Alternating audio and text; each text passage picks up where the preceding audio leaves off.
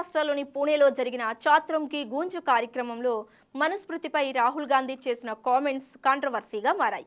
రాజకీయ దుమారాన్ని రేపుతున్న ఆయన కామెంట్స్ ఏంటో తెలుసా?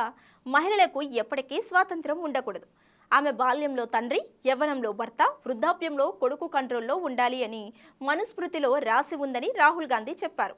ఆయన అక్కడి వరకే చెప్పి ఉంటే ఇంత గొడవ ఉండేది కాదు. ఈ నిబంధనలు అన్నీ సిగ్గుచేటు అని ఆయన కామెంట్ చేయడంతో వివాదం మొదలైంది. మహిళలు ఎవ్వరికీ బానిసలు కారని ఆయన తీవ్రమైన కామెంట్స్ చేశారు.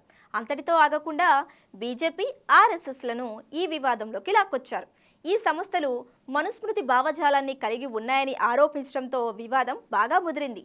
మహిళలను సామాజిక పంజరంలో బంధించడానికి ప్రయత్నిస్తున్నారని కామెంట్ చేయడంతో ఇప్పుడు బీజేపీ, ఆర్ఎస్ఎస్ ఎదురుదాడి ప్రారంభించాయి. ఇప్పుడు భారతదేశం మనుస్మృతి ఆధారంగా కాకుండా బాబాసాహెబ్ అంబేద్కర్ రాసిన భారత రాజ్యాంగం ప్రకారం నడుస్తున్న విషయం కూడా తెలియదా అని రాహుల్పై ఒక రేంజ్లో ఫైర్ అయ్యారు.